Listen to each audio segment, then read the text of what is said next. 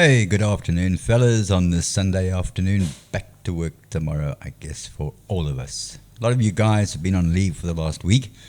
Most of us went back to work 2 weeks ago, so yeah, lucky you guys if you're getting back tomorrow. You'd have to kind of drop the bad routines and put the bad shit away. Enough beer and alcohol, and get back to some serious work tomorrow. Yeah, good to be with you today, guys. Had an interesting morning.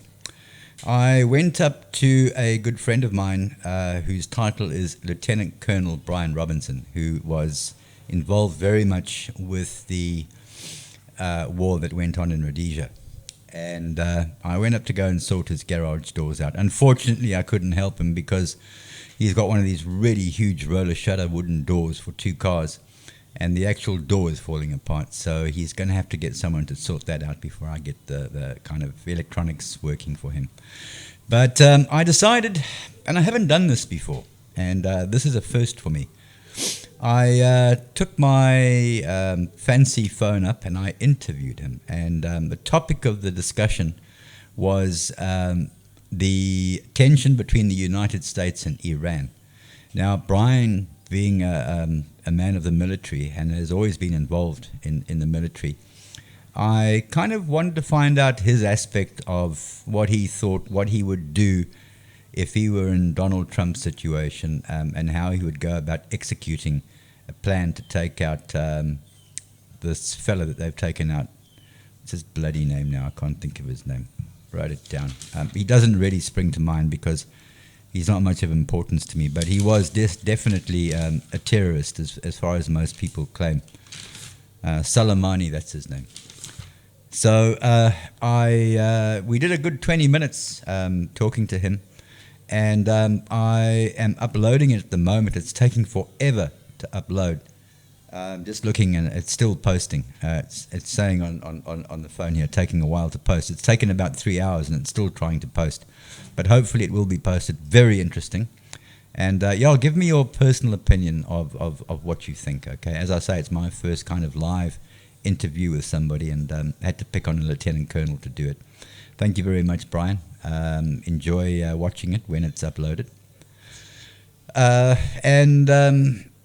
So as I say, that's how my morning started. Listening on the news today, here in Natal, Clarewood Hospital, some dude walked into Clarewood Hospital a day ago and shot the shit out of some patient, killed him, and walked out again. Now, my question is, this never used to happen. I mean, guys are in hospital for a specific reason, and that's to get better, whatever their ailments are. But this is not only the first time it's happened, it's probably the 3rd or the 4th time I've heard this happen, where guys are going into hospitals and stabbing the crap out of people or shooting them, as has just happened now. And what are we going to do about it, guys? Well, there's a couple of things that spring to mind. Firstly, they're going to have to start installing metal detectors, like, when you board an aeroplane, you go through a metal detector. They're going to have to start doing this, guys, if this is going to continue. Have metal detectors. You're going to have to go through and be scanned. Body search. They're going to need a woman as well if there's ladies going to visit. What else do? You put in turnstiles, so that you've got to go through the turnstile, then you get searched, or you go through an x-ray machine or metal detector. And the turnstiles are there for on your way out as well. So if some guy has gone in there and he's done somebody in, it's not so easy to get out. You're kind of going to have to hand a card back into the security to leave. So those are my suggestions for what's going on now as far as people getting bumped off in hospitals are concerned. Perhaps video cameras up there that the guys can be monitored as to what they're doing in hospitals. But really, this is just not on, guys. We've got enough crime and corruption in this country as it is. And as I was saying a couple of days ago with the president's speech, it did nothing for me. And listening to the comments of people talking about, people who had listened to the speech, it just left them flat. We've kind of gained no ground whatsoever on Eskom and on the crime going on in this country. The poverty, the women who are getting raped and killed in this country. It's absolutely absurd, isn't it? Now, also talking to Brian once we'd had our little hana on the US and Iran situation, we were talking about security, and Brian's always been one for having a safe room in the house, having a place in your home that if shit happens, you can get into that room, you can slam the door, you can lock it, and it's a reinforced door. In other words, it has metal in it, and you cannot just must kick that door down. You're going to have to use a bulldozer to get through that front door. And also, obviously, on the windows have secure burglar bars. So, in the situation of being attacked in the home, you need a safe place to go. Get behind that, get into your bedroom or whatever room you've allocated, lock that door, and there's no way those guys can shoot through it or kick the door down.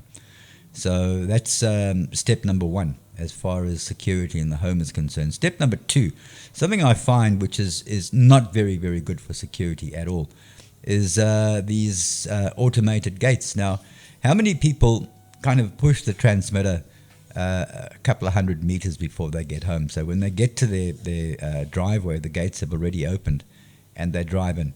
Okay, not so bad during the day because you can kind of see who's hanging around your place. But at night, it's a huge security threat. You guys come home, you push that button on your transmitter, the gates are opening, it's dark, there's no illumination up at your gates.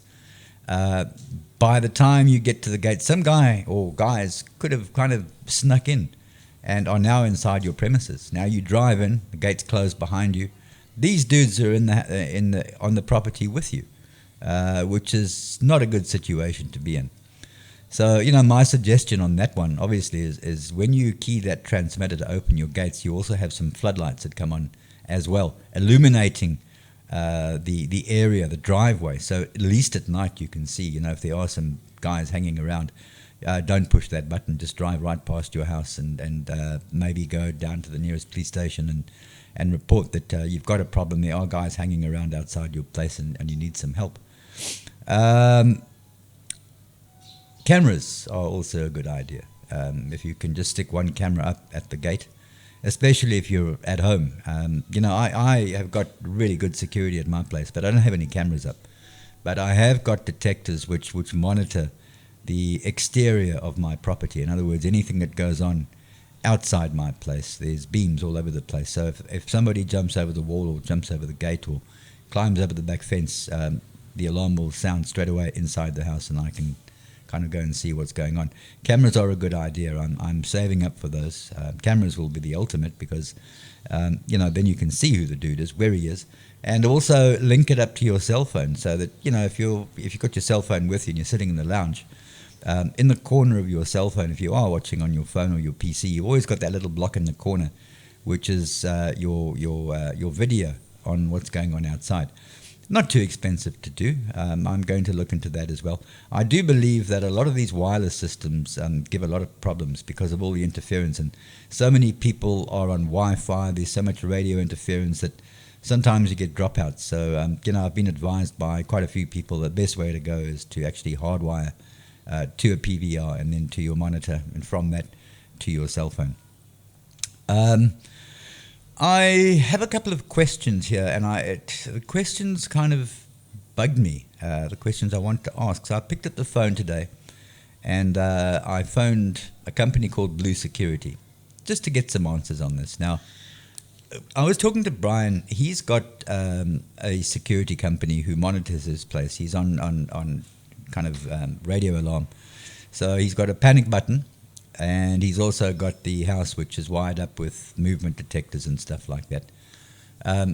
But he's got no outside perimeter protection. Now, here's my argument. It's all very well having your house armed to the teeth with passive infrareds and door switches and magnetic reads and the whatnot. It's great if you go out and you lock up and you leave your house. If somebody breaks in, the alarm goes off. It's a radio alarm. It goes to either ADT or Blue Security or Park Patrol or whoever. They, in return, will phone you on your phone and ask you if there's a problem. And obviously, you're not at home. You're out. So they will respond. They will go to your place and see if all is good. But now, here's the thing, guys. You've got to differentiate between your alarm system in the home and your panic button. Now, the alarm system goes off, okay, it's triggered by an intruder generally. But if you push the panic button, that means that you've got shit happening at home and you need these guys ASAP. So I thought to now Brian says to me, when you push the panic button, they phone you and ask you if you've got a problem. Now, dudes, let's look at this realistically. You've got a guy who's just jumped over your front wall. He's armed, he's got a knife maybe or a firearm, and you rush off and you push the panic button, okay? Now, by the time you've done that, the guy is in your face if the front door is open. And he's not going to allow you to kind of do anything untoward, let alone answer your cell phone if it rings. Now, security companies generally phone you on either or. In other words, if somebody breaks into the house or you push the panic button. In this situation, it's a bit of a problem because the guy is holding a firearm at your face. And if your phone rings now, this is ADT or Blue or phoning to find out if you're okay. You can't answer your phone. In that case, they more than likely will respond. And I questioned the lady on this, and she said, well, look, the guys have got the kind of, they can choose what they want to do. They can tell the security company, look, when I push the panic button, I don't want you to phone me. I want you to come to my place ASAP right now. I've got shit. Or, yes, I do want you to phone. Now, the yes, I do want you to phone scenario, I don't think is a good idea because you're not going to be able to answer that phone. It's going to prolong the situation because the guys will probably phone a couple of times and you won't answer. Then they've got to get some guy out to your house to see if you're okay. By then, they've kind of tied you up or smacked you over the head. You're unconscious and they're ransacking the house. It only takes minutes to do this, guys. To get into your house, to pinch your TV and a few things takes a couple of minutes. So there's a situation here that every situation is different. Perimeter protection is of extreme importance, guys. When you lock up and go to bed, you can't really arm your home. You can possibly arm the lounge, the dining room, the kitchen, the back door, etc. Because now you're in your bedroom, but you can't obviously arm the room that you're sleeping in with a passive infrared. If you sleep with the door closed, yes, you can arm the door, your bedroom door. So if anybody opens it, if it's not locked, it will sound the alarm. But guys, it's way too late. The guy's in your face with a weapon, and his buddy is now loading all this shit into a big sack. So there's a situation here that it's pointless. When the guy is in your house, it's too late to call for help.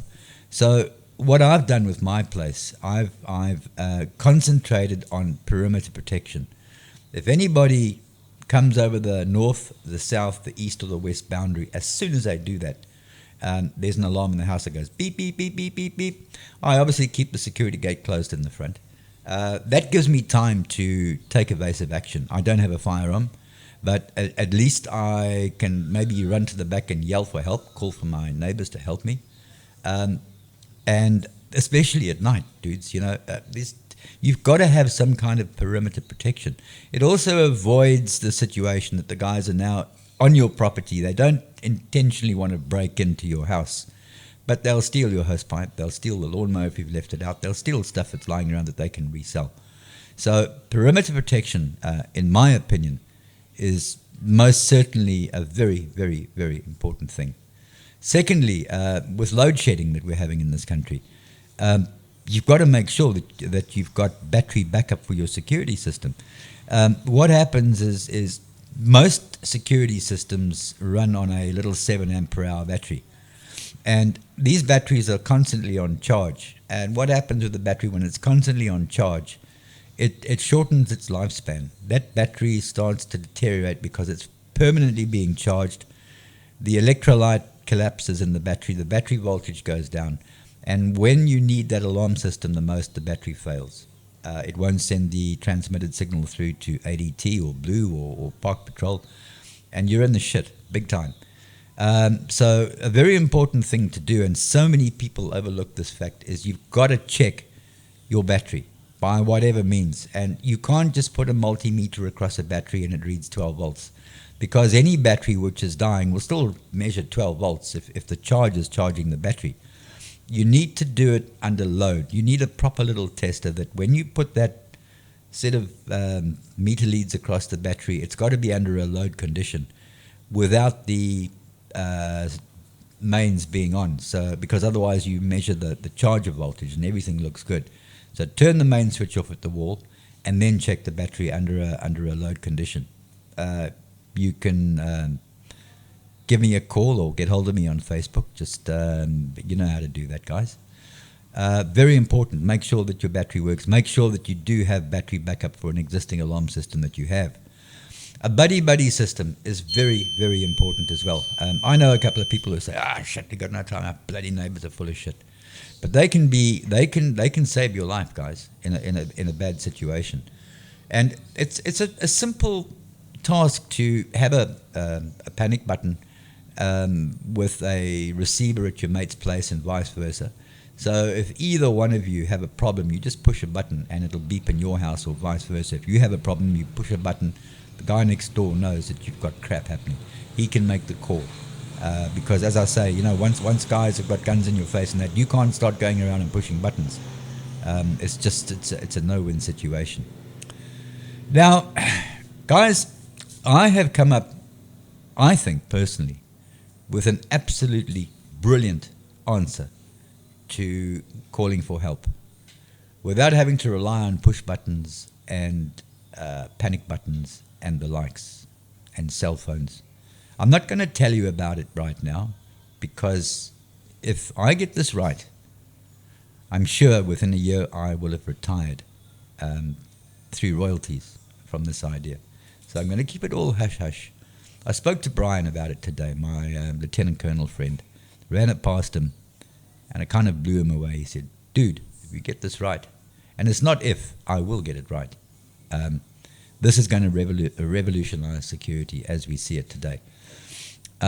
Here's a scenario, okay? Now, the people across the road from me, Colin's wife does swimming lessons during the day. She has a whole bunch of kids around there. They come to learn how to swim. So they're all in the swimming pool, okay? And then suddenly some dude with a gun in his hand pitches up at the swimming pool and says, right, dudes, don't move, stay in the pool. And his buddies go and they ransack the house, okay? Now, here's my question. How do you call for help when you're in the swimming pool and it's you guys don't wear panic buttons around your neck? Firstly, they're going to get wet, they won't work. Yes, you can, the best protection, and this serves two purposes, is a contraceptive. Good for sticking over your you-know-what, and also good for waterproofing stuff. A lot of guys do it when they go camping. They want to waterproof something. They buy a couple of contraceptives and they stick the stuff in the contraceptive, tie a knot in it, and it's good to go. But, how many people are prepared to kind of swim around the pool with this panic button stuck inside an FL? And when shit happens, push the button. Firstly, that guy is holding a firearm at your face is going to say, don't reach for that, dude. I'll shoot you. So, and you don't have panic buttons around the pool. So what do? You got a whole bunch of kids swimming in the swimming pool with you, and these guys are ransacking your house. The only way you can call for help is once the guys leave. And they normally threaten you and say, dudes, if you make a move while we're still here, you're history. So my question to you tonight, and I want to hear some answers from you guys. What do you do in a situation when you're in a swimming pool, your family, you're chilling out on a Sunday afternoon in the pool, and you get held up at gunpoint? What do you do? How do you call for help? Let me know. Send me a message on Facebook, and come up with the kind of ideas that may work. Okay, I want to hear them. But I have an idea, a plan, which, as I say, will revolutionize calling for help without using panic buttons and the conventional stuff that's out there today. Guys, from myself, Graham, Techno Wizard, I'm still looking. This interview that I had with Brian Robinson is still uploading. I have no idea what's going on. Hopefully it will post. So guys, please watch it and give me your opinion on the interview I did today. My first interview talking to somebody. Let me know what you think. And it would be great. I mean, I'm kind of really thinking of heading in this direction, going towards not so much journalism, but having a radio station, an internet radio station, preferably on the FM band, which, as I say, my radio transmitter's almost arrived in Durban now. And then I'll be able to broadcast on the conventional FM band. I'm going to get a lot of flack from Mikasa, but I'm going to keep on working on it. And, if you guys are behind me, and we kind of are amped at getting a community radio station up and running, playing good music, telling the public what's happening in Durban. Because it's not going to be a huge transmitter. I'm not going to be transmitting to Pinetown and Umhlanga Rocks, and I'd like to, but no, it's only a 15-watt radio transmitter. So I'm going to be basically predominantly covering my area, Glenmore, Glenwood, Beachfront, Town, and the Bluff. It'll be great to have a community radio station, and for me to be your presenter. I'd love to do that. I'd be honored. Guys, take care. Good afternoon. Good night. It's not evening yet. I had to put a blind up behind me because it is so bright outside that I just get dropout from the camera as soon as I raise this blind because it's just way too much light. So guys, hopefully this interview with Brian Robinson does post eventually. And all being well, I'll catch you sometime tomorrow. Take care. And have a blast, guys.